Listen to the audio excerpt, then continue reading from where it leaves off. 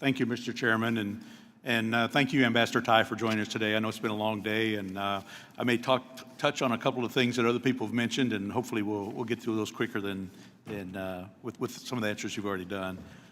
It should come as no surprise that each member here has a vested interest in our country's trade policies. You know, in the last Congress, the committee successfully worked with the previous administration to pursue and pass the USMCA phenomenal trade agreement with two of our largest trading partners. That's now a template for a lot of future agreements. The USMCA was a win for farmers, manufacturers, entrepreneurs, small business owners, and American consumers. And one of the reasons that so many of us are passionate about trade is because of the impact on our own districts, as well as what it does for countries around the globe. You know, as a representative of the air capital of the world and America's breadbasket, more free and fair trade is a huge benefit for Kansas workers and employers. You know, Kansas exports more than $4 billion worth of agricultural products around the globe, from Canada to Japan and everywhere in between. But the benefits of our allies are also evident. Nothing has brought more people in the world out of poverty over the last several decades than free and fair trade. So today we need to talk about what do we do next? And I think it's crucial to talk more about the tools that we have to further build on successes like USMCA and to promote free and fair trade. One of those tools is Trade Promotion Authority, or TPA. With this tool set to expire later this year, our country risks losing out on potential free trade agreements with other countries like UK, Japan, and Taiwan. I know these countries are ready to purchase some of our agriculture and manufacturing products, and we want to make sure that without a TPA up and running, that we might be missing out on some of these economic benefits.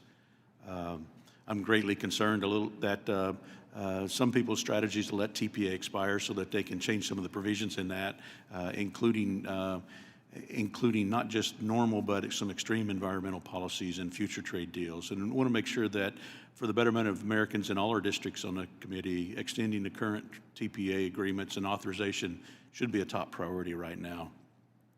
Along the same lines, as mentioned earlier, we need to revisit GSP and MTB, two other trade options that expired at the end of last year.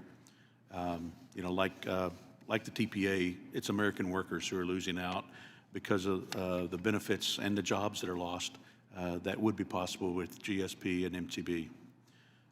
Both of those tools have received bipartisan support in the past, with MTB passing the House unanimously in 2018. I'm saying a lot of things you already know just because of your involvement here.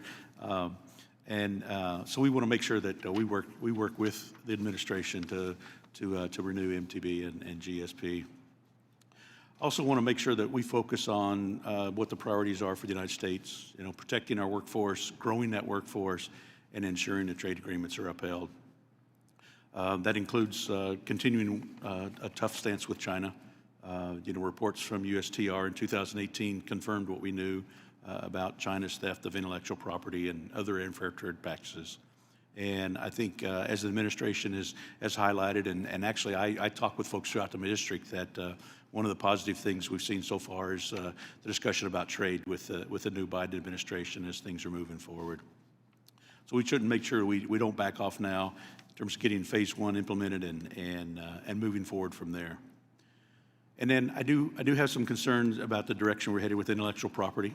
And I know you mentioned it earlier, and the U.S. does need to be engaged in WTO, but we got to ensure an environment that promotes free trade while also supporting innovation. And I don't know that giving away our research and development would hinder or is going to hinder future R&D and other innovations. And so we want to make sure that we have that ability to keep moving forward with those innovations and not necessarily lose that through the WTO TRIPS waivers. Also know that there's some longstanding Boeing and Airbus civil aircraft disputes within the WTO, and I know a lot of Boeing components are made in my district and some Airbus operations as well.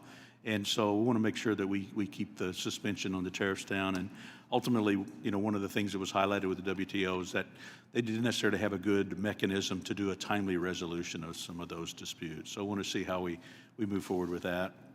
I know it's mentioned earlier about digital services taxes, and so I won't go into detail there, but we do need to make sure that foreign countries don't hinder American companies with unnecessary taxes that target specifically American countries. So I do just want to, I know I'm about to run out of time here, but I do want to look forward to working with you, Ambassador Tai, and with my colleagues on the committee to help build on our recent trade successes and advance trade and free and fair trade around the globe. So thank you for being here today and appreciate the opportunity.